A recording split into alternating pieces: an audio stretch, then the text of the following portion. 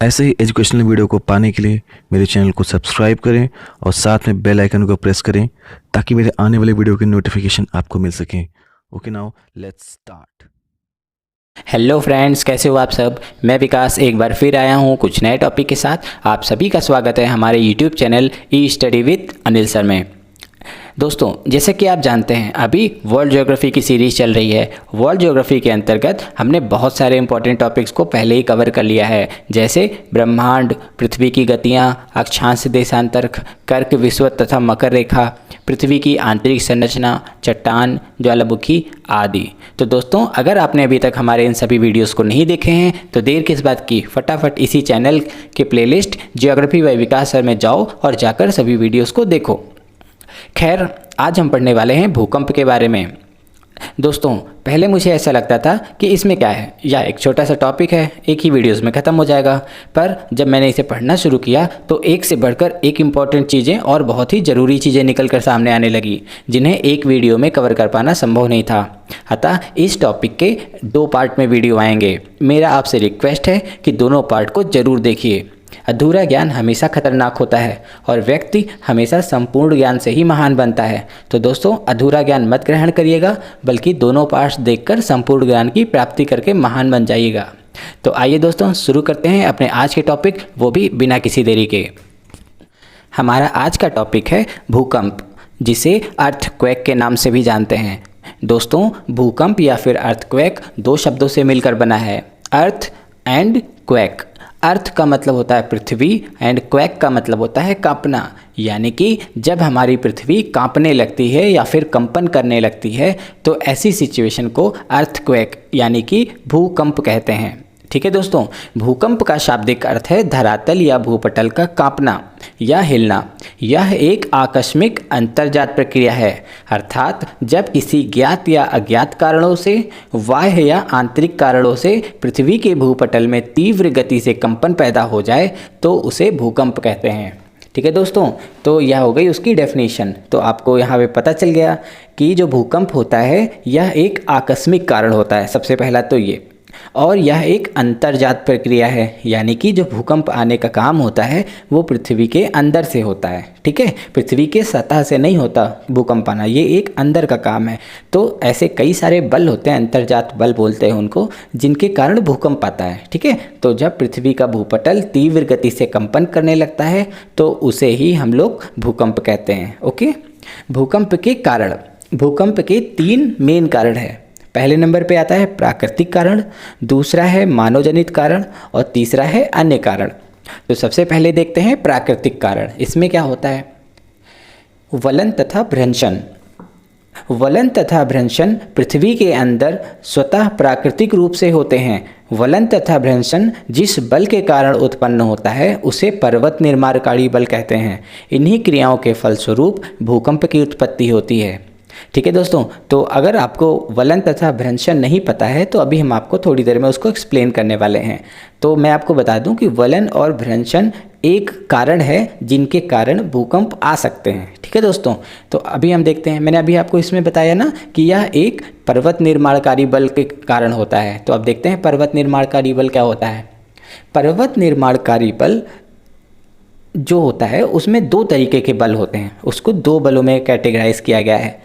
एक तो होता है संपीडनात्मक बल और दूसरा होता है तनावमूलक बल। संपीडन का मतलब होता है कंप्रेस कर देना किसी चीज़ को, तो संपीडनात्मक बल का मतलब क्या होता है, कंप्रेशन फोर्स। और तनावमूलक का मतलब क्या होता है, टेंशन फोर्स। इसी को हम लोग टेंशन ओरिएंटेड फोर्स या फिर टेंसाइल फोर्स के नाम से जानते हैं। तो दोस्तों, जो सबसे ज़्यादा फेमस वर्ड है उसको बोलते हैं टेंसाइल फोर्स। ठीक है, टेंसाइल का मतलब तनावमूलक। तो जो संपीडनात्मक यानी कंप्रेसिव फोर्स के कारण जो उत्पन्न होता है वो होता है वलन, ठीक है, जिसे फोल्ड भी कहते हैं। और तनावमूलक के कारण जो उत्पन्न होता है उसे कहते हैं भ्रंशन, जिसे फॉल्ट भी कहते हैं। अब दोस्तों, एक एक करके हम दोनों को समझने की कोशिश करते हैं। वलन, जब 2 विपरीत दिशाओं में चट्टानों पर एक दूसरे की तरफ संपीडनात्मक बल आरोपित होता है तब चट्टानों का क्षैतिज भाग मुड़ने लगता है। इसी मोड़ों के पड़ने की क्रिया वलन कहलाती है। बड़े पैमाने पर होने वाली वलन प्रक्रिया के फलस्वरूप वलित पर्वत बनते हैं। तो दोस्तों वलन क्या होता है? वलन के बारे में हमने देखा कि जब दो विपरीत दिशाओं में चट्टानों पर एक दूसरे की तरफ संपीड़नात्मक बल आरोपित होता है, ठीक है। तो जैसा कि आप अपने फिगर में भी देख सकते हैं कि यह एक चट्टान है और इसमें दो तरफ से फोर्स लग रहे हैं, ठीक है। बीच वाला फिगर आप देख रहे हैं ना, तो इसमें हम क्या देख रहे हैं कि दोनों फोर्स को दबाया जा रहा है। जैसे क्या होता है, आप एक लाइन में खड़े हैं तो लाइन में क्या होता है, पीछे वाला भी आपको धक्का दे रहा है, जब और आगे वाला क्या होता है, वो आपको पीछे की ओर धक्का दे रहा होता है। तो वहाँ पे जो आप फोर्स का अनुभव करते हैं वो होता है आपका कॉम्प्रेसिव फोर्स। वहाँ एक तरीके से आप कंप्रेस हो जाते हैं, ठीक है। आगे वाला आपको पीछे वाले की तरफ धक्का दे रहा है, पीछे वाला आपको आगे वाले की तरफ धक्का दे रहा है, तो ये होता है कॉम्प्रेसिव फोर्स। तो जब चट्टानों के ऊपर कॉम्प्रेसिव फोर्स होता है, ठीक है, दोनों एक दूसरे की तरफ यानी हम दबाने लगते हैं उसको, तो जो तीसरे नंबर पे फिगर बना हुआ है इसमें आप देख सकते हैं कि चट्टान उस तरीके से मुड़ जाते हैं, ठीक है। कई बार क्या होता है, हम देखते हैं अगर हम किसी पेपर को भी अगर हम फोल्ड करें, अगर हम दोनों तरफ से उसको दबाने की कोशिश करें तो पेपर भी इसी शेप में मुड़ जाएगा, ठीक है। तो ये जो हमने यहाँ पे फोर्स देखा, इस फोर्स को बोला जाएगा कंप्रेशन फोर्स यानी संपीड़नात्मक बल, ठीक है। तो एक तो ये सिचुएशन हो गई कि पहाड़ हमारा ऐसे मुड़ सकता है, ठीक है। पहाड़ का मतलब चट्टान, जो हमारा चट्टान है जब कंप्रेसिव फोर्स उस पर लगता है प्राकृतिक कारणों से तो इस तरीके से मुड़ जाता है, ठीक है। और दूसरा तरीका है ये जो आप देख सकते हैं अपनी स्क्रीन पर।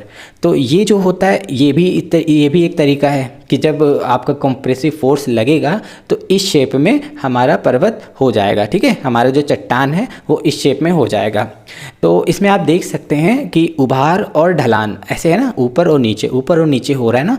तो जो नीचे वाले पोर्शन है, ठीक है, गहराई, ठीक है, जो गहरा वाला पोर्शन है उसे हम कहते हैं सिंक्लाइन, और जो ऊपर वाला पोर्शन है उभार वाला, ठीक है, ऊपर वाला, उसे बोलते हैं anticline. Okay, syncline and anticline.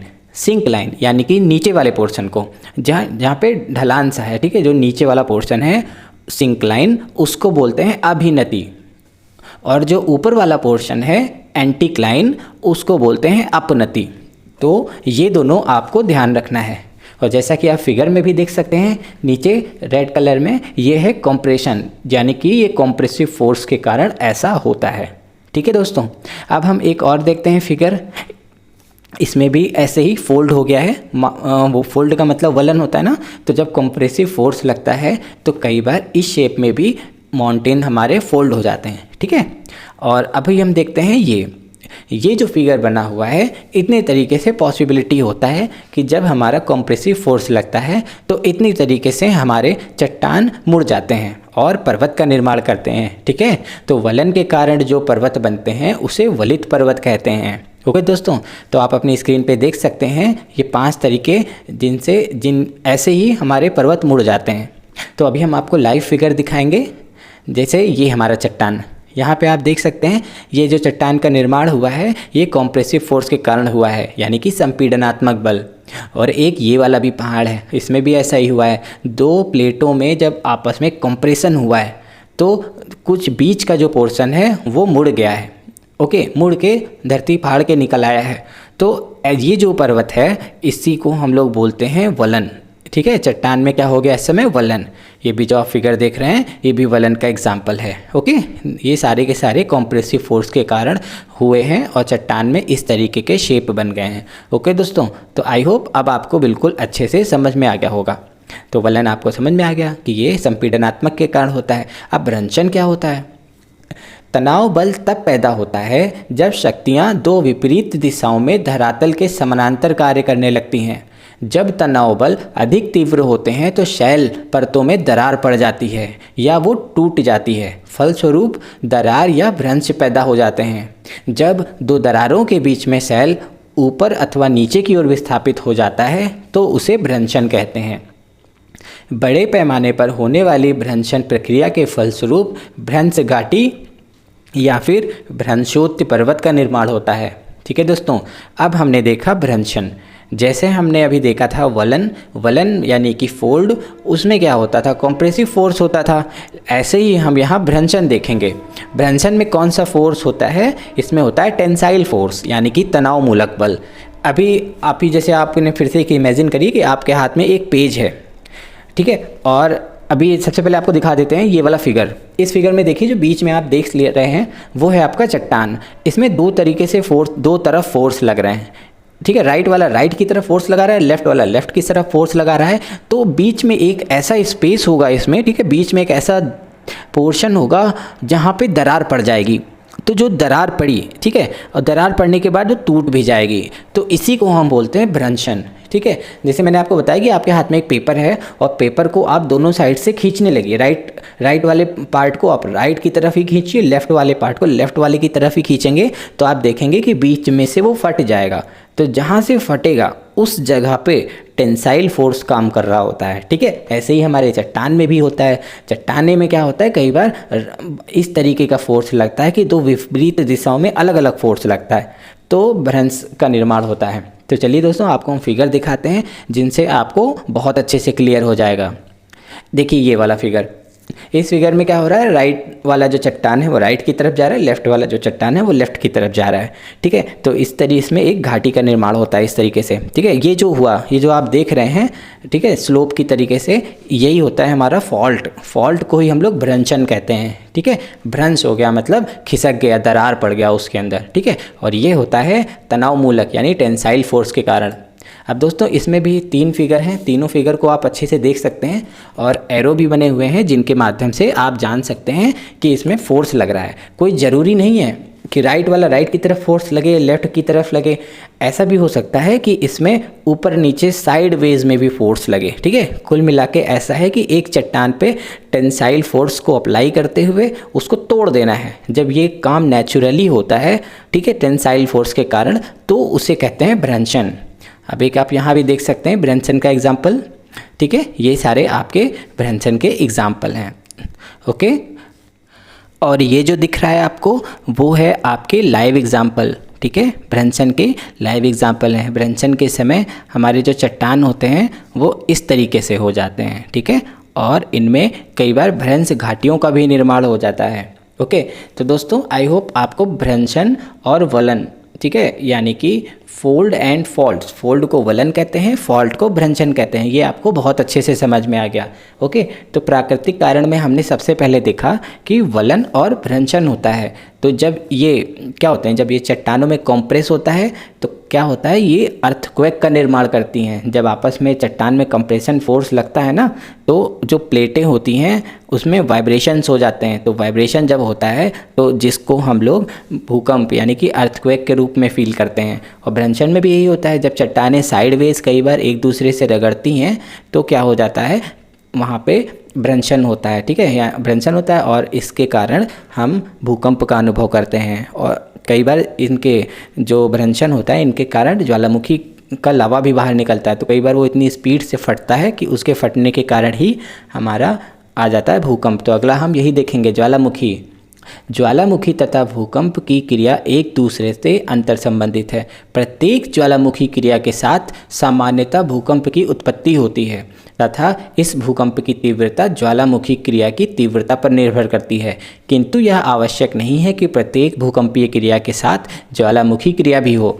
तो दोस्तों जब भी ज्वालामुखी फटेगा तो वहाँ पे भूकंप जरूर आएगा, ठीक है। अब वो भूकंप कितना तेज आया है, हो सकता है कि ज्वालामुखी फटा लेकिन भूकंप बहुत ही छोटा सा आया। तो भूकंप छोटा आने का मतलब है कि ज्वालामुखी भी उसी स्पीड से फटा हो। और ज्वालामुखी कई बार इतनी तेज विस्फोट होता है कि वो जो हमारा भूकंप आता है वो भी बहुत ही तेज़ी से हो जाता है। तो भूकंप का जो तीव्रता होती है वो ज्वालामुखी के ऊपर ही डिपेंड करती है। तो ज्वालामुखी के कारण भी भूकंप आते हैं। तीसरा है गैसों का फैलाव। इसमें क्या होता है, भूपटल के नीचे गैसों के प्रसार से सामान्यतः भूकंप का अनुभव होता है।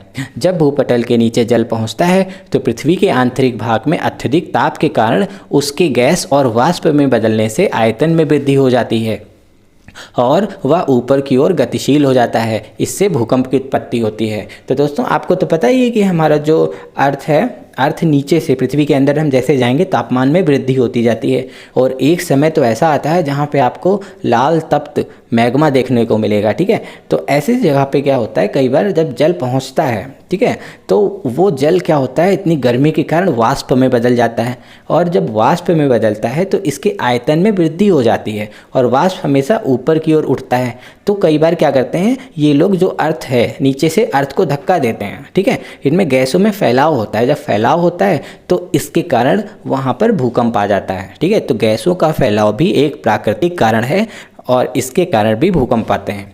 नेक्स्ट है बहुत इंपॉर्टेंट, प्लेट विवर्तनी। प्लेट विवर्तनिकी, इसको हम लोग प्लेट टेक्टोनिक्स थ्योरी के नाम से भी जानते हैं।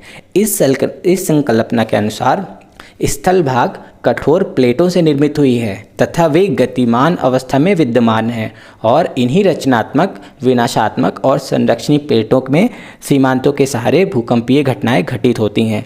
तो दोस्तों प्लेट विवर्तनिकी यानी कि प्लेट टेक्टोनिक्स थ्योरी क्या कहती है कि हमारा जो अर्थ है, ठीक है, वो बहुत सारे प्लेटों से मिलके बना हुआ है और ये जो प्लेटें हैं वो गतिमान अवस्था में विद्यमान है, ठीक है। और जब इन प्लेटों में गति होती है और वो एक प्लेटें दूसरी प्लेटों से रगड़ती हैं या फिर उनके ऊपर चढ़ जाती हैं या उनसे दूर हट जाती हैं, तो कई बार क्या होते हैं, इनमें कंपन होता है, ठीक है, और उसी कंपन को हम लोग भूकंप के रूप में फील करते हैं, ठीक है। तो अभी इसी हो सकता है सेकंड लेक्चर में हम आपको प्लेट टेक्टोनिक्स थ्योरी के बारे में बताएंगे, जो कि बहुत इंपॉर्टेंट है। तो दूसरा पार्ट आप इस वीडियो का जरूर देखिएगा। प्राकृतिक कारण हमने देख लिए, ठीक है। अब हम देखते हैं मानव जनित कारण। मानव लोग हर जगह पे अपना हस्तक्षेप करने लगते हैं। प्राकृतिक कारण होता है हमारा भूकंप, लेकिन मानव जनित कारण होते हैं, उसके कारण भी कई बार भूकंप आ जाता है। जैसे खनन क्रिया, जिसमें जीवाश्म ईंधन और अन्य खनन शामिल है। तो दोस्तों कई बार क्या होता है कि जीवाश्म ईंधन को निकालने के चक्कर में, जैसे पेट्रोल निकालना है, ठीक है, पेट्रोल डीजल निकालते हैं ना, तो वहाँ पे क्या होता है कि इतना ज़्यादा खनन किया जाता है, पता लगा कि बहुत सारी मीलों भर की ज़मीन को खोद दिया गया है, ठीक है, उनमें से जीवाश्म ईंधन निकालने की कोशिश की जा रही है। तो इन खनन के कारण क्या होता है कि अर्थ का जो क्रस्ट होता है, ठीक है, वो इतना खोद देते हैं कि उसका जो क्रस्ट है उसकी जो मोटाई होती है वो कम हो जाती है, जिसके कारण वहाँ की जो लैंड होती है वो बहुत ही सेंसिटिव हो जाती है और जब भूकंप हल्का सा भी आता है ना तो वहाँ पे बहुत ही ज़्यादा भूकंप की अनुभूति की जाती है। तो खनन क्रिया के कारण कई बार भूकंप आते हैं। दूसरा कारण है भूमिगत जल का निष्कर्षण। जो हम लोग अर्थ के अंदर से जल को निकालते हैं तो उसके कारण भी कई बार भूकंप आते हैं, ठीक है। जब मास लेवल पे, बहुत बड़े लेवल पे ऐसा किया जाता है तो इसके कारण भूकंप आने के चांसेस बहुत ज़्यादा बढ़ जाते हैं। बांधों के निर्माण जब हम करते हैं, बहुत बड़े बड़े बांध बनाते हैं, तो उनके कारण भी क्या होता है, पानी वानी रुकता है ना, पानी की हम लोग दिशा बदल देते हैं, तो उन सब के कारण भूकंप आते हैं। परमाणु विस्फोट अगर हम कर देते हैं, ठीक है, अगर हम परमाणु बम फोड़ दें तो उससे भूकंप, पृथ्वी हमारी कांप जाएगी, उसको हम लोग भूकंप कहते हैं, ओके। या फिर भूमिगत परमाणु परीक्षण, क्या होता है कि जो भूमि के अंदर हम लोग परमाणु बम को फोड़ देते हैं तो उससे भी भूकंप आ जाते हैं, ओके। अन्य कारक देखते हैं। अन्य कारक कहता है कि उल्का पिंड आदि के गिरने से। तो दोस्तों अगर हमारे पृथ्वी पर उल्का पिंड गिर जाए तो उल्का पिंड जब गिरेगा तो हमारी पृथ्वी में कंपन उत्पन्न होगा और यही कंपन हमारा क्या होगा, भूकंप के नाम से हम जानते हैं इसको, ठीक है दोस्तों। तो उल्का पिंड आदि के गिरने से भी भूकंप आ जाता है। पृथ्वी के घूर्णन या परिक्रमण, ठीक है, पृथ्वी के घूर्णन या परिभ्रमण के अंतर्गत अन्य आकाशीय पिंडों के पृथ्वी पर प्रभाव से होने वाली हलचल। तो दोस्तों क्या होता है कि हमारी जो पृथ्वी है वो सूर्य के चारों ओर चक्कर लगा रही है और अगर कभी ऐसा हो कि सूर्य के चारों ओर चक्कर लगाने से कई सारे प्लैनेट्स की ग्रेविटेशनल फोर्स पृथ्वी को अपनी तरफ पुल करने लगे, ठीक है, पृथ्वी को अपनी तरफ, सारी ग्रेविटेशनल फोर्स ऐसे ही तो करते हैं ना, एक दूसरे को अपनी तरफ पुल करते हैं। तो अगर कोई पृथ्वी से बड़ा प्लैनेट पृथ्वी की तरफ आए और उसको अपनी तरफ पुल करने की कोशिश करे तो कई बार ऐसे चांसेस हैं, ठीक है, कि पृथ्वी में भूकंप आ जाए, उस कारण से भी भूकंप आ सकते हैं। तो इसके चांसेस तो काफ़ी कम हैं, लेकिन ये अन्य कारक में ये भी एक चीज़ शामिल है, ठीक है। आकाशीय पिंडों के पृथ्वी पर प्रभाव होने के कारण हलचल उत्पन्न होती है, जिसे हम लोग भूकंप कहते हैं, ओके। तो भूकंप हमने देख लिया, डेफिनेशन देख ली, हमने ये देखा कि भूकंप कैसे आते हैं, ठीक है, भूकंप क्यों आते हैं। अब हम देखते हैं भूकंपीय तरंगों के बारे में।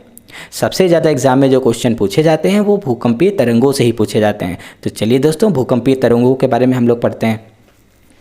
इसको हम लोग सिस्मिक वेव्स के नाम से भी जानते हैं, ठीक है। इसे क्या कहते हैं? Seismic waves. भूकंप क्रिया के दौरान पृथ्वी में कई तरह की लहरें उत्पन्न होती हैं। इन लहरों को भूकंपीय तरंगों के नाम से जानते हैं। ये तरंगें मुख्यतः 3 प्रकार की होती हैं। तो दोस्तों, भूकंपीय तरंगें क्या होती हैं? जब भूकंप आता है, जब एक्चुअली में भूकंप आता है, तो उस समय उसमें से कई सारे लहरें उत्पन्न होती हैं, ठीक है। उन लहरों को भूकंपीय तरंगें कहते हैं, ठीक है। और ये जो तरंगें होती हैं वो 3 तरीके से होती हैं। दोस्तों, बहुत इंपॉर्टेंट है, आपको ज़रूर इसको ध्यान से सुनना है, ये वाला पूरा टॉपिक। भूकंपीय तरंगें 3 तरीके से होती हैं। पहले नंबर पे आता है प्राथमिक तरंगें, उन्हें पी तरंगे भी कहते हैं, यानी प्राइमरी वेव्स। और दूसरे नंबर पे आता है द्वितीयक अथवा एस तरंगे, यानी कि सेकेंडरी वेव्स। तीसरे नंबर पे आता है धरातलीय अथवा सतही, यानी कि एल तरंगे, ठीक है। इन्हें हम लोग सरफेस वेव्स के नाम से भी जानते हैं। तो दोस्तों, एक एक करके मैं एक्सप्लेन करूँगा और आपको देखना है, ठीक है। और अगर आपको कोई डाउट है, आपको लगता है कि कोई प्रॉब्लम हो रही है, तो आप कमेंट के माध्यम से हमसे पूछ भी सकते हैं। तो पहले नंबर पर है प्राथमिक तरंगे। प्राथमिक तरंगों को पी तरंगों के नाम से भी जानते हैं, ठीक है। प्राथमिक मतलब प्राइमरी वेव्स। यह तरंग लगभग 8 किलोमीटर पर सेकेंड की स्पीड से चलती है। तो दोस्तों, यह जो तरंग होती है वो सबसे तेज़ होती है। इसकी जो स्पीड होती है वो लगभग 8 किलोमीटर पर सेकेंड की होती है, ठीक है दोस्तों। 1 सेकेंड में 8 किलोमीटर चली जाती है इसकी तरंगे। यह तरंगे अपने उद्गम स्थल से चारों तरफ गमन करती हैं, ठीक है। जहाँ पे ये उद्गम होती हैं, ठीक है, जहाँ से ये निकलती हैं तरंगे, वहाँ से चारों दिशाओं में ये तरंगे जाती हैं तथा पृथ्वी के प्रत्येक भाग में यात्रा करती हैं। पृथ्वी के हर भाग में यात्रा करती हैं। ये तरंगे ठोस, द्रव तथा गैस तीनों माध्यमों से गमन कर सकती हैं। तो हमारी जो पृथ्वी है, या तो वो ठोस से बनी है, या तो गैस से बनी है, ठीक है, या तो द्रव से बनी है। तो ठोस, द्रव, गैस ये हर जगह पे ट्रैवल कर सकती हैं, ये जो तरंगे होती हैं, ठीक है दोस्तों। एक एक पॉइंट इंपॉर्टेंट है, बहुत अच्छे से सुनना है। तो कई बार एग्जाम में पूछा जा सकता है कि कौन सी ऐसी तरंगे हैं जो ठोस, द्रव, गैस तीनों से जा सकती हैं। तो आपको बताना है कि प्राथमिक तरंगे, प्राथमिक ऐसी तरंगे हैं जो कि तीनों जगह से जा सकती हैं। इनका जो वेग होता है ठोस में सबसे अधिक होता है, द्रव में उससे कम होता है और गैसों में सबसे कम होता है, ठीक है। धरातल पर सर्वप्रथम यही तरंगे पहुंचती हैं। तो जब इनकी स्पीड सबसे तेज होती है तो धरातल पे, यानी कि सरफेस पे सबसे पहले यही तरंगे पहुंचेंगी, ठीक है। तो इसीलिए इनको प्राइमरी वेव्स कहते हैं, यानी कि सबसे पहला जो तरंग की अनुभूति होती है, जो तरंग हम लोग महसूस करते हैं पृथ्वी के ऊपर, ठीक है, जो हमारा सिस्मोग्राफ महसूस करता है सबसे पहले नंबर पे, वो प्राइमरी वेव्स ही होती हैं, ओके। ये सबसे पहले पहुंच जाती हैं, इसीलिए इसको पी वेव्स कहते हैं। ये तरंगे ध्वनि की तरंगों के समान अनुदैर्ध्य तरंगे होती हैं। तो दोस्तों, अब आता है ये अनुदैर्ध्य क्या होता है। अनुदैर्ध्य तथा अनुप्रस्थ 2 तरीकों की तरंगे होती हैं। अनुदैर्ध्य तरंगों को लॉन्गिट्यूडनल वेव्स के नाम से भी जाना जाता है। लॉन्गिट्यूडनल वेव्स की बात करें तो इसकी डेफिनेशन होगी, जब किसी माध्यम में तरंग के संचरण होने पर माध्यम के कण तरंग के चलने की दिशा में अनुदिश कंपन करने लगते हैं, तो ऐसी तरंग को अनुदैर्ध्य तरंग कहते हैं। यानी कि ऐसी वेव्स जो माध्यम के साथ ही चलने लगती हैं, ठीक है दोस्तों। अभी हम आपको एक एग्जांपल के माध्यम से दिखाते हैं। तो देखिए दोस्तों, ये एक ब्लॉक्स है। तो ब्लॉक पे क्या हुआ, हमने एक हथौड़ा मारा, और जब हमने हथौड़ा मारा और अगर वो इस तरीके से गति करने लगी, जैसी आपके स्क्रीन पे दिख रही है, अगर इस तरीके की गति करने लगती है तो हम कहते हैं कि वो एक अनुदैर्ध्य तरंग है, ठीक है। ये जो गति है वो किसकी गति है, अनुदैर्ध्य तरंग की। और जो हमारी ध्वनि की गति होती है, ध्वनि हमारी ऐसे ही गति करती है, ओके। उसके बाद आता है हमारा अनुप्रस्थ तरंग। इसमें क्या होता है, जब किसी माध्यम में तरंग के संचरण होने पर माध्यम के कण तरंग के चलने की दिशा के लंबवत कंपन करते हैं, तो ऐसे तरंग को अनुप्रस्थ तरंग कहते हैं। फॉर एग्जाम्पल, अगर मैं आपसे बात करूं कि जैसे आपने एक तालाब में पत्थर फेंका, तो तालाब में जब हम पत्थर फेंकते हैं तो उसमें हमने देखा है कि छोटी छोटी लहरें उत्पन्न होती हैं। तो वो जो लहरें उत्पन्न होती हैं, ठीक है, तो वो हमारा होता है अनुप्रस्थ तरंग, ओके। तो आपने देखा होगा ना, ऐसे लहरें उत्पन्न होती हैं उसके अंदर, तो वो हमारा क्या है, अनुप्रस्थ तरंग, ओके, तो अब आई होप आपको समझ में आ गया होगा। अनुप्रस्थ में क्या होता है कि जो माध्यम के कण होते हैं वो लंबवत होते हैं। जैसे हमारे समुद्र के अंदर या फिर हमने तालाब के अंदर जो पत्थर फेंका, जो उसके लहरें उत्पन्न हुई, वो क्या होते हैं, लहरों में क्या होता है, कण ऊपर नीचे ऊपर नीचे ऊपर नीचे जा रहे होते हैं। जबकि अनुदैर्ध्य तरंग की बात करें तो उसमें जो कण होते हैं वो सीधी रेखा में जा रहे होते हैं। ठीक है, सीधी रेखा में जाते हैं ना, जैसे ध्वनि होता है, हमने बोला तो वो सीधा सीधा ट्रैवल कर रही है, ना कि ऊपर नीचे करके ट्रैवल कर रही है। तो जो सीधा सीधा चला जाए वो होता है हमारा लॉन्गिट्यूड, और जो लंबवत कंपन करते हुए जाए वो होता है हमारा अनुप्रस्थ। तो आई होप आपको अनुदैर्ध्य और अनुप्रस्थ समझ में आ गया होगा। तो हमारा जो पी तरंग होता है वो एक अनुदैर्ध्य तरंग है। ठीक है, अब हम देखते हैं अपने एस तरंगों के बारे में। एस तरंगों को द्वितीयक तरंगे भी कहते हैं, यानी कि सेकेंडरी वेव्स। पी तरंगों के बाद एस तरंगे पृथ्वी की सतह पर पहुंचती हैं। तो दोस्तों, जब पी की तरंगे पहुंच चुकी होती हैं उसके बाद सेकंड नंबर पे कौन सी तरंग पहुंचती है, एस तरंग। यही कारण है कि इन्हें द्वितीयक तरंग कहते हैं। सेकंड नंबर पे ये वेव्स पहुंचती है ना, तो इसीलिए इसे द्वितीयक तरंग कहते हैं। इन तरंगों को विध्वंसक तरंग तथा गौड़ तरंगों के नाम से भी जाना जाता है। तो दोस्तों, ये गौड़ तरंग वाला बहुत इंपॉर्टेंट है। कई बार एग्जाम में पूछा गया है कि गौड़ तरंग कौन सी तरंग होती है, तो आपको बताना है कि एस तरंग। ठीक है, सेकेंडरी वेव्स जो होती हैं उन्हें गौड़ वेव्स के नाम से, यानी गौड़ तरंग के नाम से भी जाना जाता है। इनकी गति लगभग 4 किलोमीटर पर सेकंड होती है। ठीक है, 1 सेकंड में 4 किलोमीटर, यानी कि पी वेव से लगभग आधी होती है। इनकी जो गति होती है वो पी वेव से आधी होती है लगभग। ये प्रकाश तरंगों के समान अनुप्रस्थ तरंगे होती हैं। ठीक है दोस्तों, अभी हमने आपको एक्सप्लेन किया था ना अनुप्रस्थ तरंगे क्या होती हैं, तो ये अनुप्रस्थ होती हैं। ठीक है, ये तरंगे केवल ठोस पदार्थ से होकर गुजर पाती हैं तथा तरल माध्यम में ये गति नहीं कर पाती हैं, अतः ये तरंगे सागरीय भागों में लुप्त हो जाती हैं। तो दोस्तों, this is the most important question. मैंने आपको बताया था कि जो पी तरंगे होती हैं वो ठोस, द्रव, गैस सभी में यात्रा कर लेती हैं, जबकि एस तरंगे केवल और केवल ठोस में ही यात्रा कर पाती हैं। ना ये गैस में कर पाती हैं, ना ही ये द्रव में कर पाती हैं, यानी तरल में। तो आई होप आपको ये भी समझ में आ गया होगा कि सेकेंडरी वेव्स क्या होती हैं। ओके, अब आता है नेक्स्ट नंबर पे धरातलीय वेव्स, यानी कि इसे हम सरफेस वेव्स के नाम से भी जानते हैं और इसको एल वेव्स कहते हैं। ओके, यह तरंगें पृथ्वी की सतह पर सबसे अंत में पहुंचती हैं। इनकी जो गति होती है ना वो तीनों में सबसे कम होती है, इसीलिए यह पृथ्वी की सतह पर सबसे लेट में पहुंचती हैं। इन तरंगों की खोज एडवर्ड हफ लफल ने की थी। ठीक है, इन्होंने किसने की थी, एडवर्ड हफ लव ने की थी। अतः इन तरंगों को लव वेव्स के नाम से जाना जाता है। ठीक है, मिस्टर लव ने इनकी खोज की, इसीलिए इसको बोला गया लव तरंगे, यानी कि एल तरंगे। तो इन तरंगों के कुछ और भी नाम हैं। इनको एल तरंगे कहते हैं, लंबी तरंगे कहते हैं, आर तरंगे। ठीक है, रे वेव्स भी इन्हीं को कहते हैं। इनकी जो गति होती है वो सबसे कम होती है, यानी कि 1.5 से लगभग 3 किलोमीटर पर सेकंड के करीब होती है इनकी जो स्पीड होती है। और ये ठोस, द्रव तथा गैस तीनों माध्यम में गति कर सकते हैं। ठीक है, इनकी जो तीव्रता होती है वो सबसे अधिक होती है। और तीव्रता की बात करें तो जो पी वेव्स होती है उनकी तीव्रता सबसे कम होती है, एस वेव्स की उससे ज़्यादा होती है, और जो ये लास्ट वाली एल वेव्स हैं इनकी तीव्रता सबसे ज़्यादा होती है। ठीक है, तो तीव्रता सबसे ज़्यादा होने के कारण ये सबसे ज़्यादा विनाशकारी होती हैं। ओके, तो ये भी आपको ध्यान रखना है, तीव्रता के माध्यम से पी की सबसे कम, एस की थोड़ा सा ज़्यादा और एल की सबसे ज़्यादा।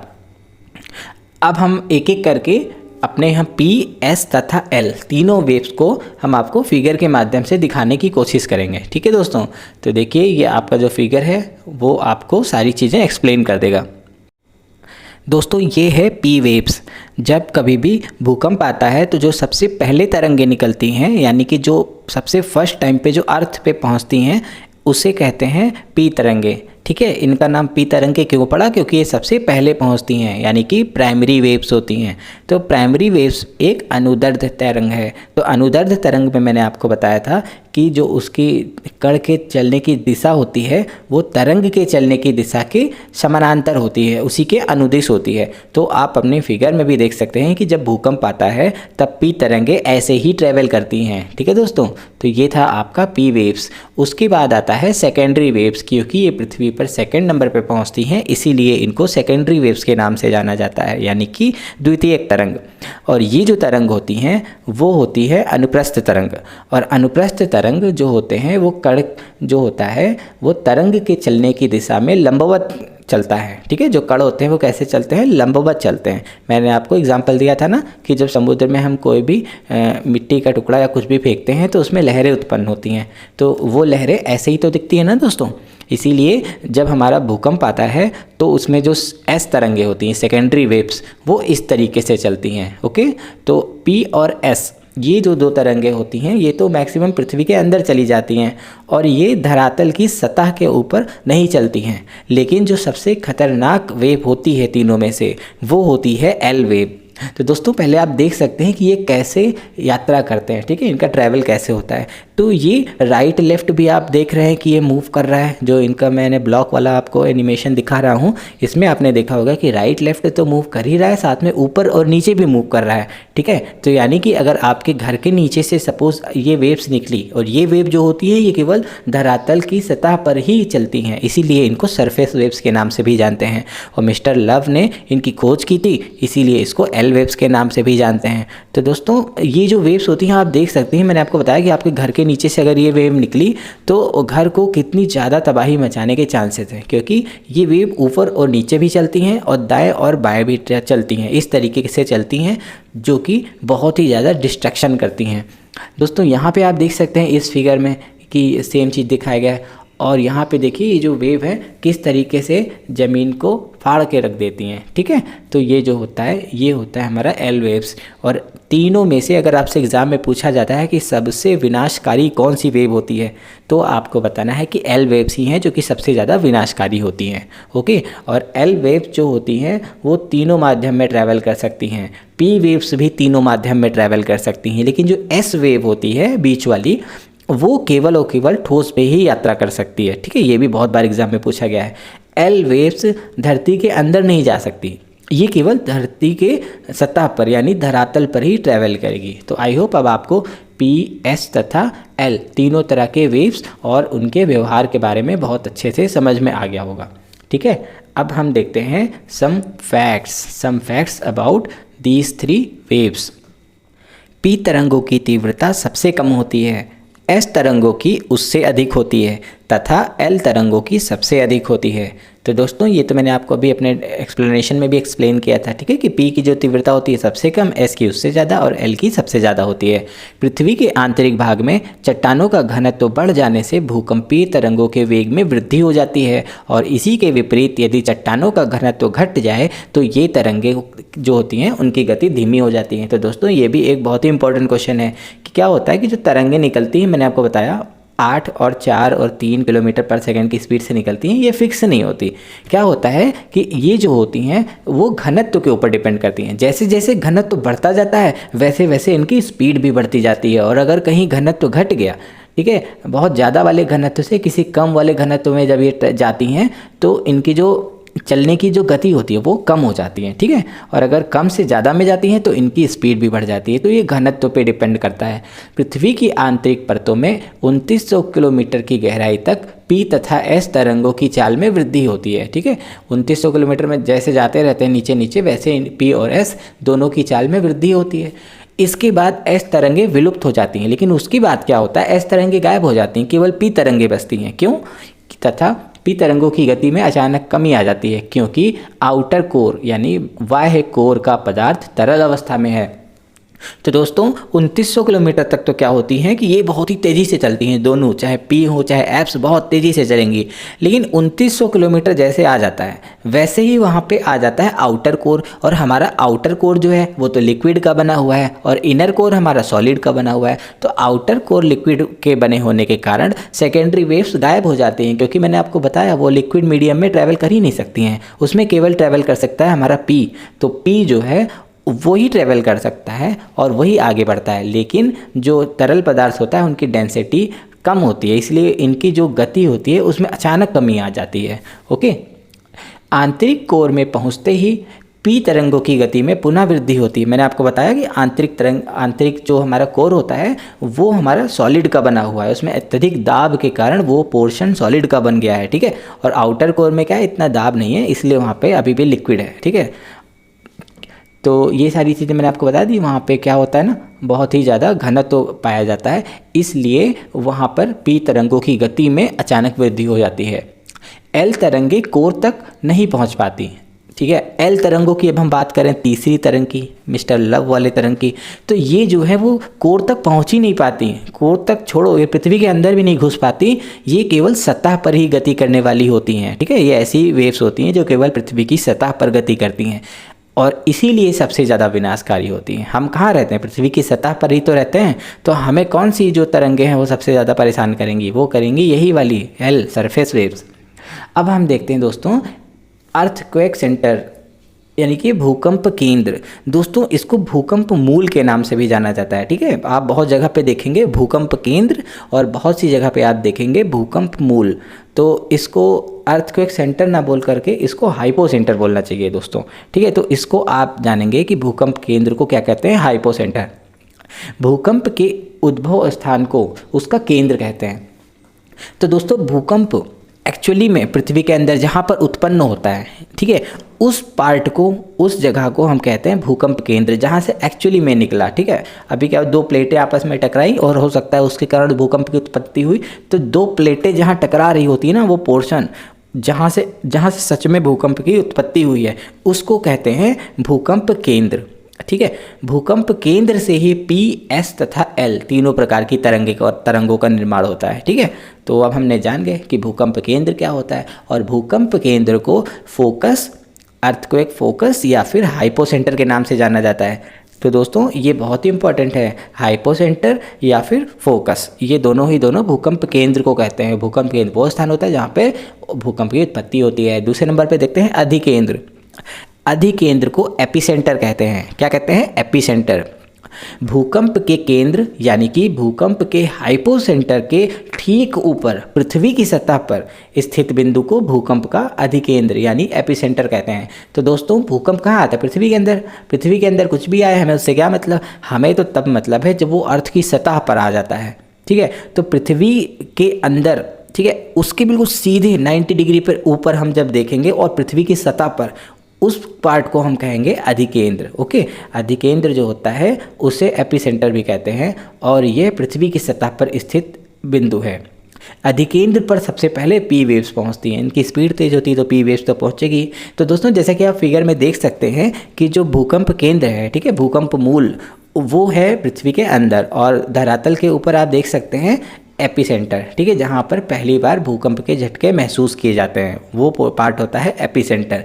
ओके, वैसे तो क्या होती हैं, जो तरंगे होती हैं वो चारों तरफ निकलती हैं। ऐसा तो है नहीं कि केवल एक ही तरफ सीधी सीधी निकलेगी, हर तरफ निकलती हैं। लेकिन जो भूकंप का जो अधिकेंद्र होता है एपिसेंटर, वहाँ पर वो सबसे पहले पहुँचती हैं, क्योंकि वहाँ तो 90 डिग्री ट्रैवल करना है, जो कि बिल्कुल सीधा सीधा है, चली गई, ठीक है। तो आई होप अब आपको भूकंप केंद्र और अधिकेंद्र आपको बहुत अच्छे से समझ में आ गया होगा। अब दोस्तों एक बहुत ही इंपॉर्टेंट चीज़ हम पढ़ने वाले हैं, बहुत ही ज़्यादा इंपॉर्टेंट, जो कि है भूकंप तरंगों का छाया क्षेत्र, shadow zone of seismic waves. दोस्तों ये मेरी आपसे गारंटी है कि आप इसको बहुत सारी जगह पे देखेंगे, लेकिन इसमें ना बहुत ही अच्छे से एक्सप्लेनेशन ना होने के कारण आप समझ नहीं पाते हैं। एग्ज़ाम में जो किताबें हम लोग पढ़ते हैं उन किताबों में इतना अच्छे से ये एक्सप्लेन्ड नहीं होता है, इसलिए कई बार हम इसे समझ नहीं पाते हैं कि shadow zone of seismic waves यानी कि भूकंपीय तरंगों का छाया क्षेत्र क्या होता है। तो दोस्तों चलिए हम देखते हैं इसको। छाया क्षेत्र, जैसा नाम से पता चला है, छाया का मतलब क्या है कि मतलब उस जगह पे कोई चीज़ नहीं पहुंच पा रही, ठीक है, छाया मतलब शैडो। तो अब हम देखते हैं प्राकृतिक या अप्राकृतिक किन्हीं भी कारणों से जब भूकंप की उत्पत्ति होती है तो उनमें से कुछ तरंगें निकलती हैं, जिन्हें पी, एस तथा एल वेव्स कहते हैं। ये तो हमें पता ही है, ठीक है। एल वेव्स जो होती हैं वो धरातलीय तरंग होती है, यानी कि सरफेस वेव्स होती हैं, जबकि पी तथा एस धरती के अंदर चली जाती हैं, ठीक है। हमें एल वेव्स हमने पढ़ा था कि सरफेस वेव्स होती हैं और पी और वेव्स क्या होती हैं, धरती के अंदर जाती हैं।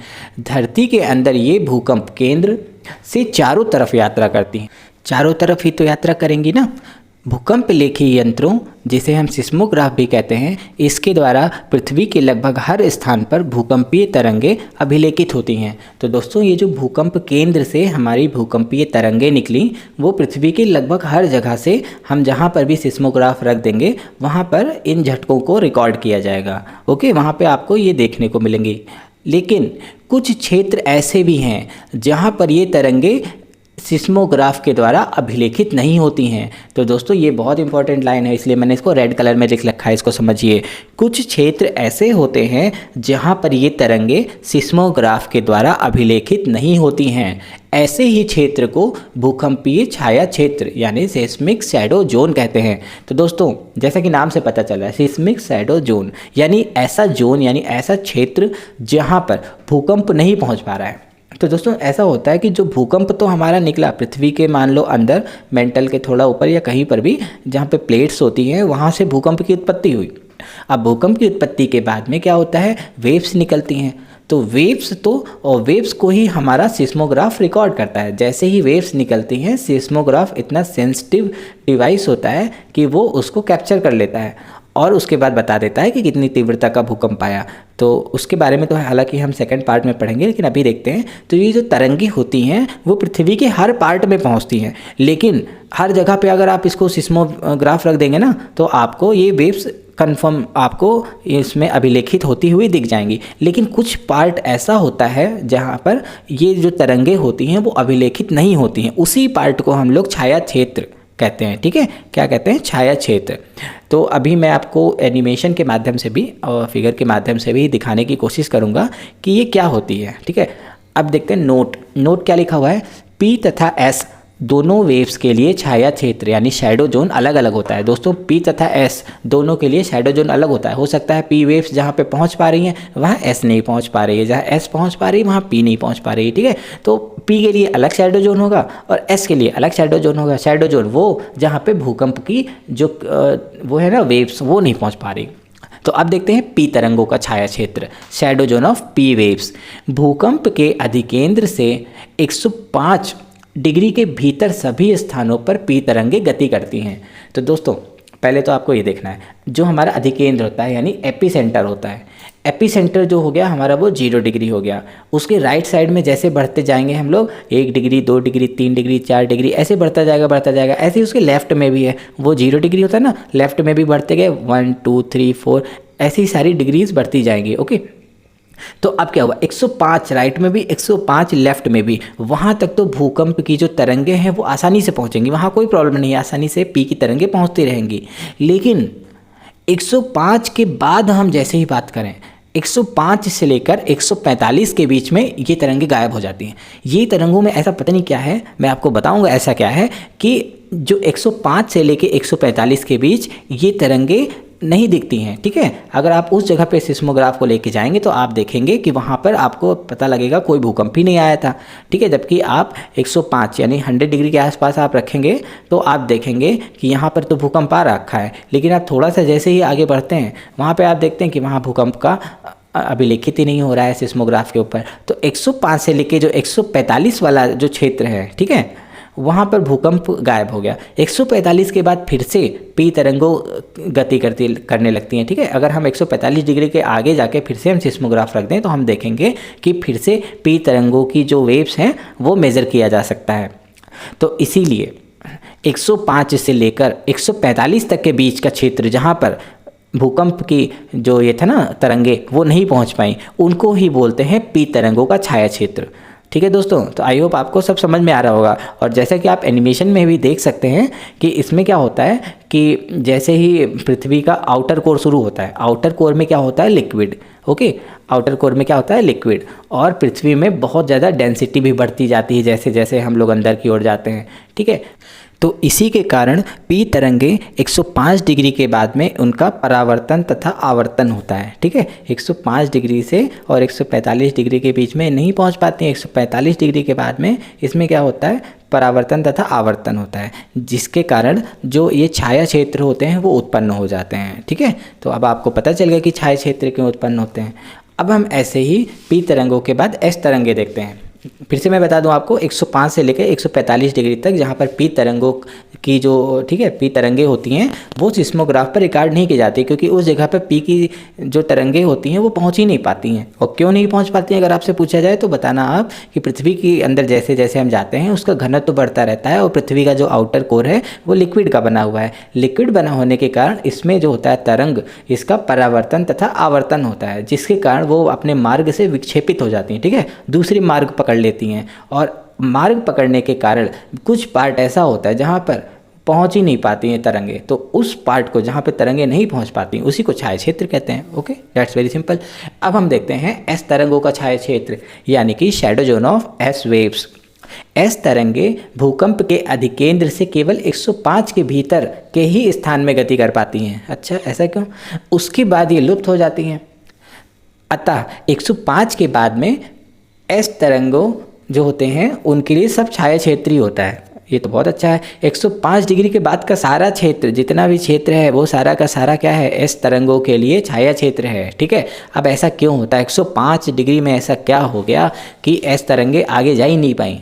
उसमें ऐसा होता है, एस तरंगों का छाया क्षेत्र इसलिए ऐसा होता है 105 डिग्री के बाद में, क्योंकि 105 डिग्री से हमारा आउटर कोर शुरू हो जाता है। ठीक है दोस्तों, 105 डिग्री से क्या शुरू होता है? हमारा आउटर कोर। और जैसे ही आउटर कोर हमारा शुरू होता है उसमें पाया जाता है लिक्विड। और एस तरंगे ये ऐसी तरंगे होती हैं जो लिक्विड में ट्रैवल नहीं कर पाती हैं। तो जब लिक्विड में ट्रैवल ही नहीं कर पाती तो उसमें लुप्त हो जाती हैं। ठीक है, तो 105 के बाद का सारा पोर्शन इनके लिए शैडो जोन कहलाता है। तो आई होप आपको बहुत अच्छे से समझ में आ गया होगा। और जैसा कि आप इतनी देर से एनिमेशन में भी देख रहे हैं, आपको बहुत ही अच्छे से सब क्लियर हो गया होगा। ठीक है, क्यों नहीं पहुँच पा रही आगे? क्योंकि वहाँ पर लिक्विड है और एस तरंगे लिक्विड में ट्रैवल नहीं कर पाती। ठीक है, तो हमने क्या देखा नोट में मैं आपको बता रहा हूँ। एस तरंगों का छाया क्षेत्र पी तरंगों के छाया क्षेत्र से अधिक होता है। ठीक है, अगर आपसे एग्जाम में पूछा जाता है कि किसका शैडो जोन बड़ा होता है तो आपको बताना है कि एस तरंगों का शैडो क्षेत्र पी तरंगों के शैडो क्षेत्र से बड़ा होता है। ओके, तो दोस्तों आज का वीडियो हम यहीं समाप्त करते हैं। आशा करते हैं कि आज आपको ये वीडियो बहुत इन्फॉर्मेटिव लगी होगी, आपको बहुत सारी चीज़ें सीखने को मिली होगी। तो दोस्तों मेरा आपसे एक बहुत ही ज़्यादा निवेदन है कि जो भी पढ़ाई के उद्देश्य से हमारे इस चैनल पे आया है, ठीक है, और अगर आपने यहाँ तक ये वीडियो देखा है, इसका मतलब है कि आपको यह वीडियो ज़रूर पसंद आया होगा। तो आप इसका सेकेंड पार्ट ज़रूर देखिए। सेकेंड पार्ट में मैं आपको बताऊँगा कि भूकंप को कैसे मापते हैं। ठीक है, भूकंप को मापने के लिए रिक्टर स्केल और मार्केली स्केल का हम लोग यूज़ करते हैं ना। तो मार्केली और रिक्टर स्केल क्या होते हैं, और भूकंप, जैसे कि मैंने आपको शुरुआत में ही बताया था कि मैं आपको प्लेट टेक्टोनिक्स थ्योरी के बारे में बताऊंगा। ठीक है, इनके कारण भी तो भूकंप आते हैं ना। अब हम भूकंप पढ़ रहे हैं तो प्लेट टेक्टोनिक्स थ्योरी पढ़ना हमारे लिए बहुत ही ज़रूरी हो चुका है। तो प्लेट टेक्टोनिक्स थ्योरी हो गया, और ये जो मैंने आपको स्केल्स बताया, रिक्टर स्केल, मार्केली स्केल, ये और अभिसारी गति, ये सब बताऊंगा आपको। इसके बाद में मैं आपको कुछ फैक्ट बताऊंगा जो कि आपके एग्ज़ाम के पॉइंट ऑफ व्यूज़ के लिए और आपके नॉलेज के पॉइंट ऑफ व्यू के लिए बहुत ज़्यादा ज़रूरी है। तो दोस्तों सेकेंड पार्ट आपको ज़रूर देखना है। Okay, wait for the next video. Till then keep studying, keep learning, good bye.